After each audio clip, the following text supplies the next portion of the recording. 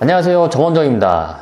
최근 입춘을 지나고 나서 매수원 추이가 굉장히 심해지고 있죠. 그래서 저희도 외부 임장을 가야 되는데 지금 나가면 정말 얼어 죽을 것 같다는 생각이 들어서 저는 괜찮은데 우리 PD님을 위해서 실내 촬영을 하는 걸로 했습니다.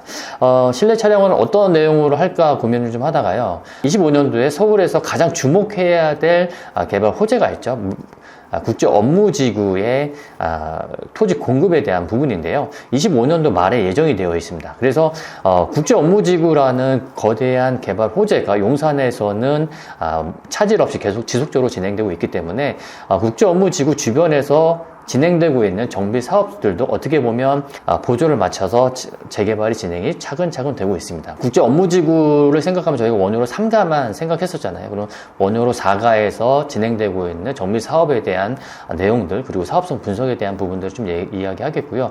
그리고 남아있는 지역들에 대해서 어떤 생각을 갖고 있는지 그런 부분에 대해서 제가 중점적으로 이야기를 하도록 하겠습니다. 그래서 산호아파트 이야기를 먼저 해보겠는데요. 산호아파트는 최근에 롯데건설, 르엘이라는 브랜드로 해서 시공사 선정이 완료가 됐습니다. 산호아파트는요, 강변북로에서 이제 원효대교를 지나다 보면 보이는 이 아파트가 산호아파트입니다. 그래서 영구 조망을 가지고 있다는 점, 그리고 국제업무지구와 반경 500m 이내에 위치한다는 점이 있기 때문에 상당히 굉장히 입지가 우수한 곳, 그리고 향후 미래 가치도 굉장히 뛰어난 곳이 되겠습니다. 이런 조감도의 모습으로 산호아파트가 향후에 재건축됐을 때 굉장히 멋있는 아파트가 된다라고 하죠. 조감도를 보시면 상당히 멋있는 아파트가 나올 것으로 예상이 되는데요. 이 앞에 가로막는 것이 없기 때문에 영구 조망이 확보된다는 점, 그리고 이제 국제업무지구와 굉장히 가깝다는 점에 있어서 굉장히 우수한 입지로 평가를 받습니다. 그렇지만 사업성적인 측면에서는 어떻게 되는지 한번 살펴보도록 하겠습니다. 산호아파트의 사업시행 인가인데요. 24년 3월 29일 날 사업시행 인가가 났고요. 그리고 세대수는 647세대, 약 650세대 정도의 분양분이 574, 임대가 73입니다. 그래서 현재 소유주가 554명 정도이기 때문에 20세대 정도 플러스 되는 수준으로 세대수가 나옵니다. 산호아파트의 재건축 사업의 총 사업비가 한 3,800억 정도로 예상이 되는데 20세대 정도를 30평형을 일반 분양한다 하고 20억 정도로 분양한다 했을 때 조합에서 걷어들이는 수익은 400억 정도고요. 나머지 3,400억을 조합원 554명이 나눠서 부담을 해야 됩니다. 그럼 3,400억을 554를 나누면 대충 한 6억 정도 수준이거든요. 근데 잘 봐야 될 것은 3,800억이라는 사업비입니다. 사업비에서 일반 기본적인 그 금액 빼고 롯데건설에 주는 시공비가 한 3,130억 정도가 되거든요. 이 3,130억을 연면적으로 나눠보면 대략적으로 평당 850만 원 정도 수준으로 공사비가 책정이 되어 있습니다.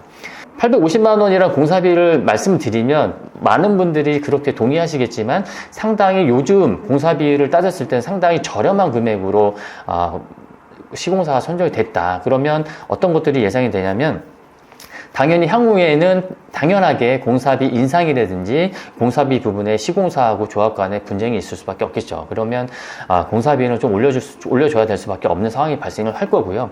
현재 850만 원의 공사비를 약 1,000만 원 정도, 150만 원 정도로 증가를 하게 되면 조합원별로는 1억 원 정도의 추가 분담금이 발생을 하고, 예를 들어서 정말 럭셔리하게 아파트를 짓겠다 해서 한 1,300만 원, 1,250에서 1,300만 원 정도로 한다라고 하면 추가적으로 발생되는 추가 분담금만 3억 정도가 됩니다. 그러면 공사비가 1,250에서 1,300만 원 정도 됐을 때 평균적으로 조합원 1인당 부담해야 되는 그 추가 분담금은 한 9억에서 10억 정도가 됩니다.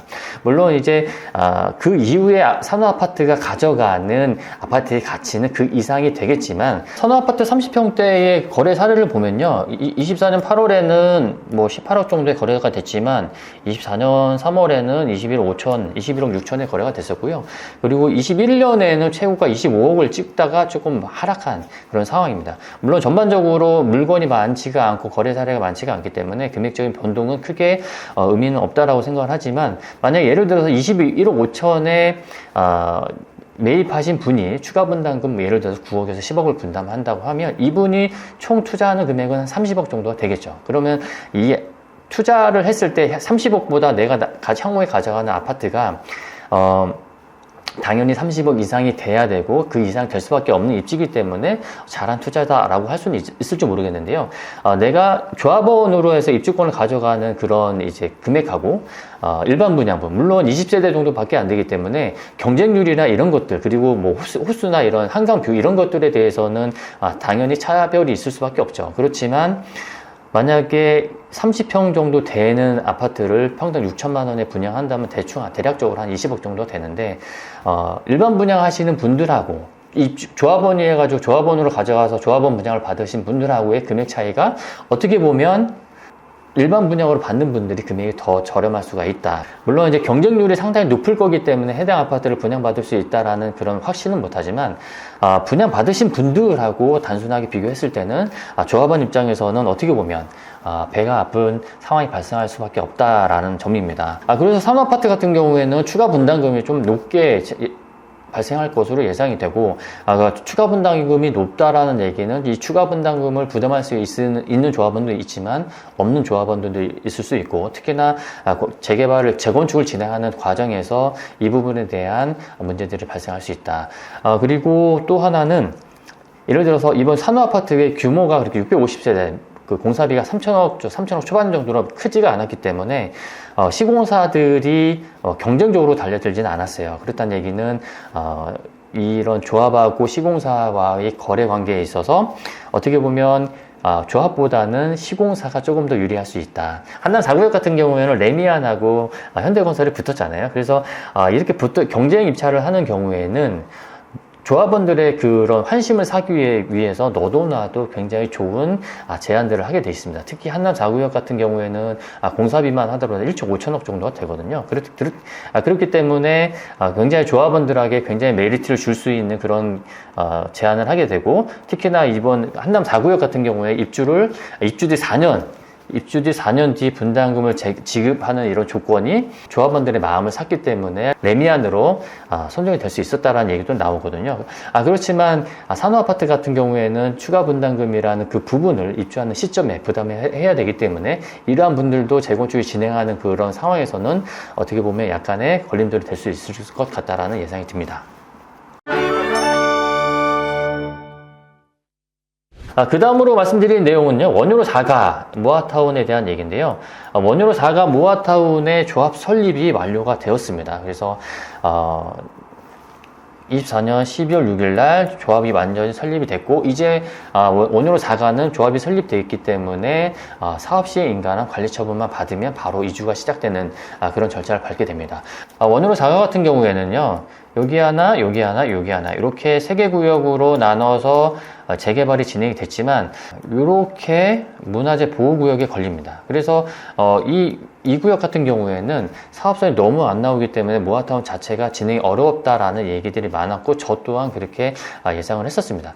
그렇지만 이런 것에 대한 그 해법으로 세 개를 나눠서가 아닌 전체를 하나의 모아타운으로 해서 진행하자라고 해서 재추진을 했었고, 그렇게 통합된 모아타운으로 해서 조합 설립이 마무리가 됐습니다. 제가 원효로 4가 모아타운의 사업성 분석을 좀 해봤습니다. 이번에 발표된 관리 계획에 따르면 전체가 630세대 정도가 되고요. 분양분으로는 한 520세대 정도가 됩니다. 그리고 현재 소유주가 한 390명, 예상 조합원 수가 390명이기 때문에 일반 분양으로는 122세대, 그리고 임대주택 125, 그래서 기존 소유주 대비해서 한 31% 정도 증가하는 수준으로 사업성이 나왔습니다. 그래서 예상보다는 좀 많이 나왔다라고 생각을 하고요. 기본적으로 40에서 50% 정도가 증가가 돼야 제 개인적으로는 사업성이 가능하다라고 말을 하지만, 온산이라는 점을 감안하면 뭐 30% 정도도 나쁘진 않을 것 같다라는 예상이 됩니다. 저희가 이런 재개발 사업지의 예상 수익성을 분석할 때는요, 뭐 일반 분양분에 대한 매출, 그리고 조합원 분양분에 대한 매출, 그리고 임대주택에 대한 매출을 가지고 전체 매출을 산정을 하고요. 그리고 두 번째로는 조합원에 대한 토지 매입비, 보상 금액을 얼마로 하느냐에 따라서 비례율이 굉장히 크게 좌우를 하고요. 그리고 공사 금액, 공사 비용을 얼마 정도 책정했는지에 따라서 비례율이 굉장히 많이 변동을 합니다. 우리가 재개발 사업성을 분석할 때 가장 중요한 거는 일반 분양분을 얼마로 할 것인가에 대한 부분, 그리고 조합원들에 대한 토지 보상을 얼마로 할 것인지에 대한 부분, 그리고 공사비를 얼마로 할 것인지에 따라서 이 비례율, 사업성이라고 하는 이 비례율이 굉장히 변동이 크죠. 사실 좀 부담스럽긴 한데요. 전적으로 제 개인적인 이런 생각, 뭐 가정에 의해서 판단했다라고 보시면 될 것 같고요. 참고 정도로만 해주시면 좋을 것 같습니다. 저는 이 원효로 4가의 일반 분양 금액을 평균적으로 약 6천만 원 정도, 평균 6천만 원 정도로 했고요. 6천만 원이란 얘기는 뭐 30평대를 19억 8천 정도, 20억 정도로 분양을 하겠다라는 가정을 했고요. 조합원들은 일반 분양분의 한 85% 가격으로 일반 분양하겠다. 그리고 임대주택 같은 경우에는 평당 600만 원 정도의 매입을 하거든요. 그래서 600만 원 정도의 금액으로 이제 계산을 했습니다. 그리고 토지 매입비는요, 4,500만 원을 잡았습니다. 평균적으로 4,500만 원 잡았고요. 이게 단독주택이냐, 공동주택이냐, 아니면 근생주택이냐에 따라서 금액이 차등이 되겠죠. 근데 그렇지만 평균으로 따졌을 때, 전체적인 평균으로 따졌을 때 한 4,500만 원 정도 잡았고요.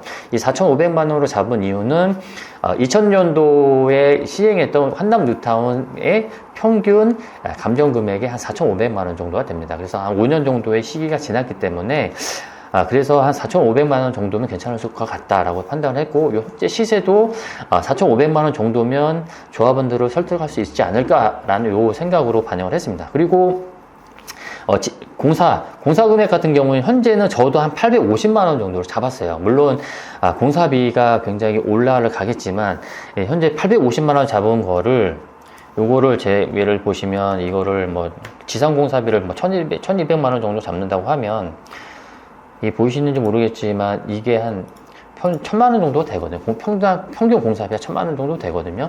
이렇게 바꿔버리면 비례율이 한 0.89, 89%로 100% 미만으로 되기 때문에 공사비를 뭐 약간 굉장히 보수적으로 쟤는 한 860만 원, 860만 원 정도 잡았을 때의 비례율이 한 1.02 정도 됩니다. 그렇다는 얘기는 보통 100%가 넘으면 사업이 진행 가능하다라고 하지만, 이런 재개발을 진행하는 데 있어서 이런 일반 분양가 그리고 토지 매입가를 어떻게 하느냐에 따라서 사실 또 굉장히 달라지거든요. 예를 들어서 뭐 토지 매입비를 평당 뭐 4,500이 아니라 뭐 4천만 원으로 한다라고 하게 되면 비례율은 뭐 1.15로 올라가고, 또 이 평당 이 토지 매입비를 뭐 예를 들어 5천만 원으로 한다라고 하면 당연히 이제 비례율은 줄어들 수밖에 없겠죠.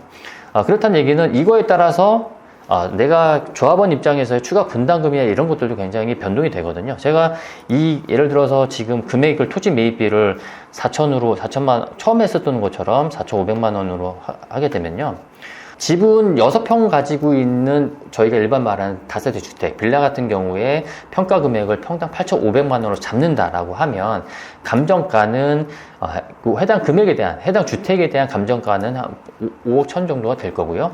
여기에 비례율을 곱한 금액이 조합원들의 종전 자산 가치가 되겠죠. 그래서 비례율 1.02를 곱한 금액 5억 2천 정도가 그 조합원의 종전 자산 가치가 됩니다. 그러면 이 종전 자산 가치하고요, 조합원 분양가인 요 금액하고의 차이가 추가 분담금이 되는데, 예를 들어서 집은 다 6평 갖고 계신 분이 59 타입을 선택한다. 그러면 종전 자산 가치가 5억 2천이기 때문에 12억 2천과 5억 2천의 차이인 7억을 추가 분담금으로 내게 된다. 이런 것들이 추가 분담금을 계산하는 방정식이 되거든요. 근데 이 비례율이나 이런 것들이 제가 아까 말씀드린 것처럼 일반 분양분, 그리고 토지 매입비, 그리고 공사 금액에 따라 굉장히 차등이 있기 때문에 이 금액을 적절하게 조정을 하는 것이 조합 추진위에서의 해야 될 일이다. 그래서 저는 약간 보수적, 아니면 조금 긍정적으로 봐서 이 정도 금액을 했는데요.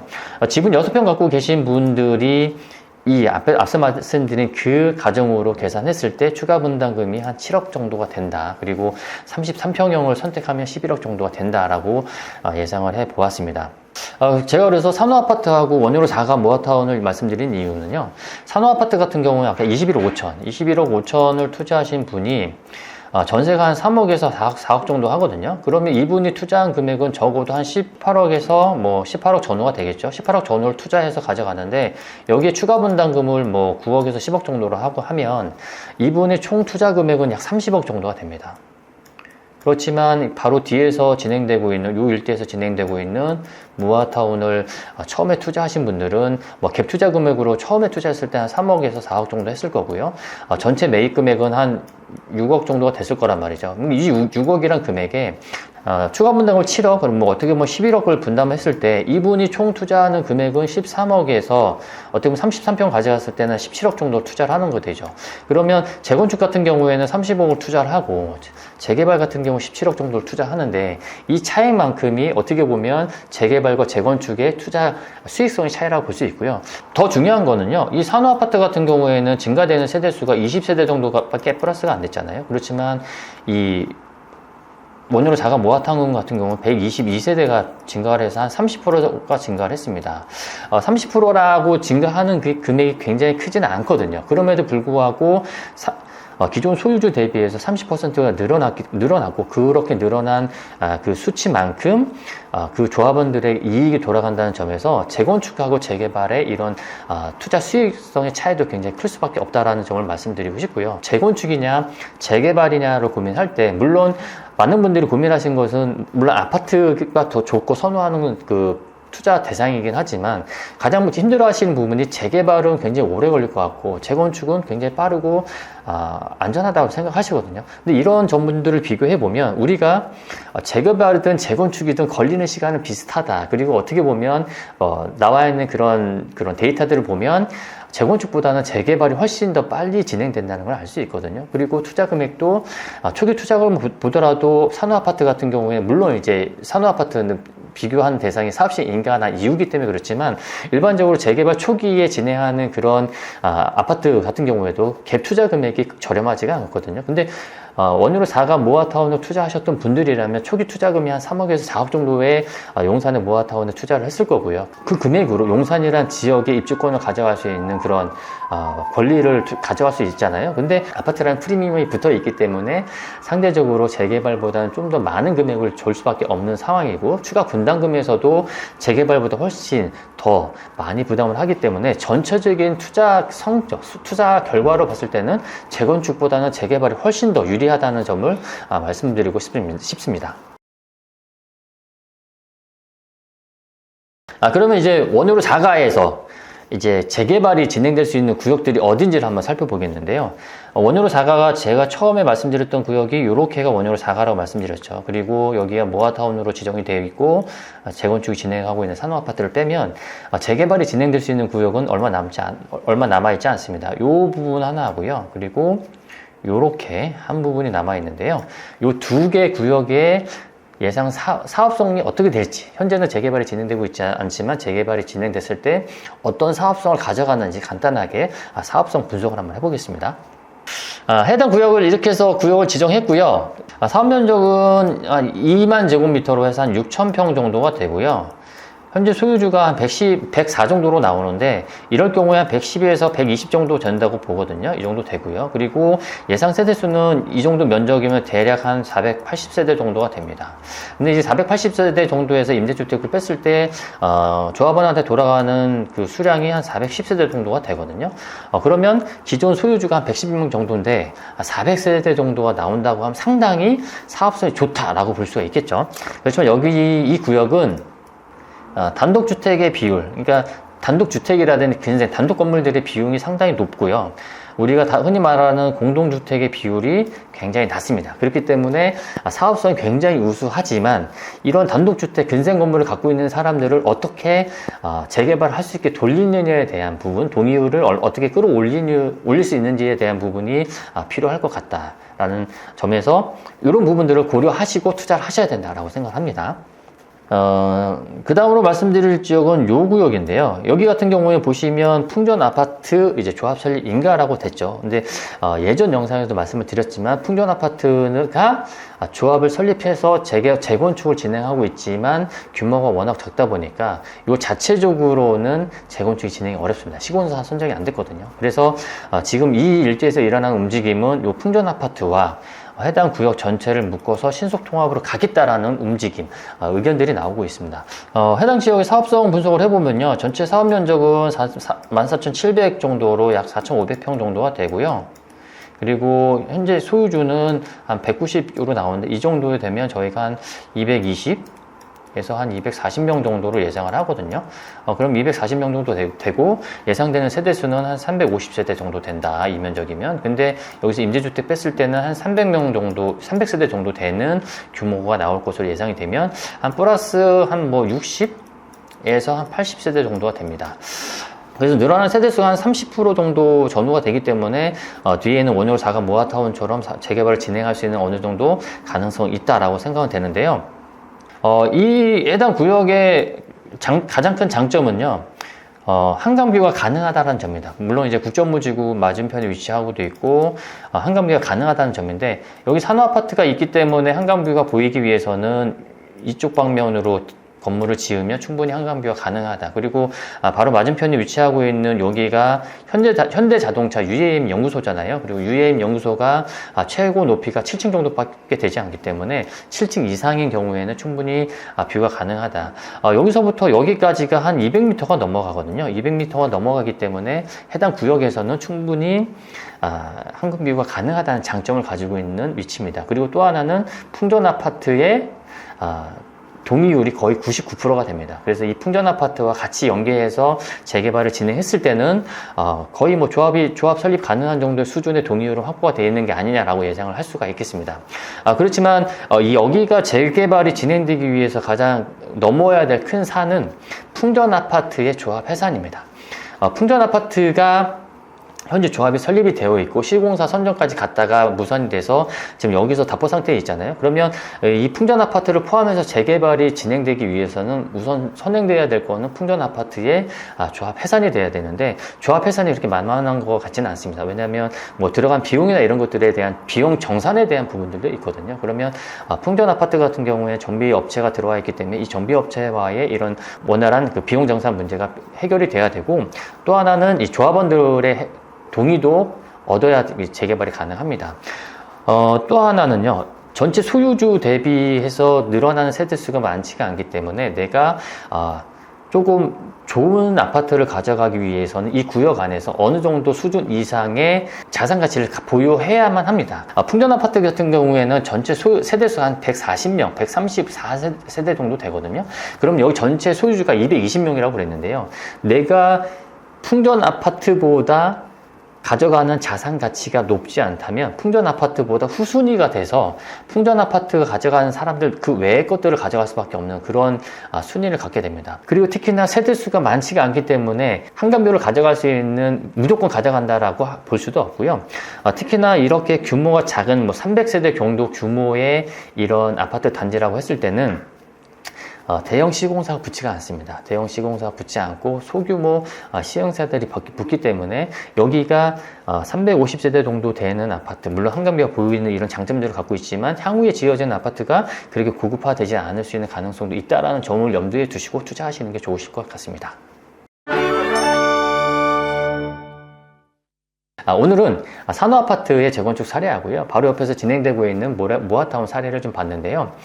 내가 투자금이 풍부하고 여유가 있다면 이처럼 재개발이 일정 수준 진행된 이런 아파트, 재건축 아파트를 투자하면 되겠죠. 그렇지만 내가 소액으로 투자해서 투자금을 극대화하겠다라고 생각하신다면 이처럼 용산이라는 중심지에 재개발 초기 단계에 투자를 하셔야 된다는 말씀을 드리고 싶고요.